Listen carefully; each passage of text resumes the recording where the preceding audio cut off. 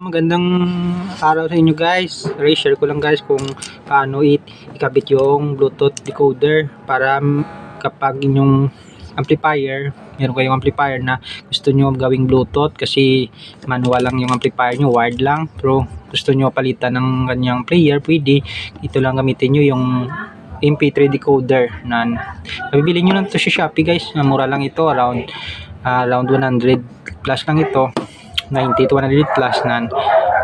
Pwede mo makonect ito guys. Ito mayroong USB, SD card, tsaka may output digital timer na nalang timer niya dito guys. So nan, mayroong timer, tsaka may mga volume, mode, scan, mode nan. Ayan, mayroon aux in. Tapos magkabit naman dito guys, kailangan nyo yan, dala na yan ito nan. Pali ito i-connect nyo na lang dito. Ito yung output niya, ito yung output niya, ito yung DC niya. DC niya 12 volts guys. At saka dito yung wala itong wire ito, pero pwede nyo itong lagyan para sa input niya, para aux, para pwede nyo lagay sa TV yung input. Ito yung input niya kasi yung tatlo, tapos yung isa FM, tapos ito yung DC, positive negative, tapos ito yung apat na ito yung sa output niya, ito guys. Ayan guys, ako makikita nyo yan, hindi nyo naman kayo mahirapan, tingnan nyo lang nakasulat. Ayan, yung itong apat dito nito sa apat na butas. Tapos ito yung apat naman itong yung abbreviation, ito dito yan sa apat rin na ganun. Ayan, makita mo yung isa antenna, itong antenna na ayan, tapos ang LO mo siyang left out, mo na siyang pangalawa, tapos ang ground mo ng GND ground, ayan ground yan guys, GND.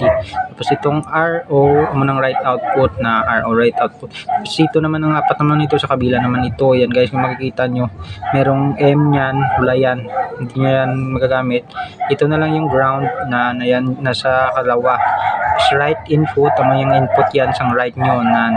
Tapos yung left, yan ang left na ayan, input yung left, ayan guys, yan. Ganun lang naman kabit guys, lagyan nyo na lang ng RCA input. Ayan. Tsaka yung may remote na siya, magagamit nyo na yun ang mode nya, tsaka volume. Yan, pwede nyo rin on off, ma-mute. Yan, ganyan lang naman, mura lang ito sa Shopee guys. Piliin yung butang nyo lang ang Bluetooth decoder or MP3 decoder or music decoder na maglalabas na yan sa Shopee. Yan guys, subscribe naman guys para makapost ako ng maraming video, para meron ako mga ma-share na mga nalalaman ko na kunti lamang. Salamat sa pagpanood guys, thank you.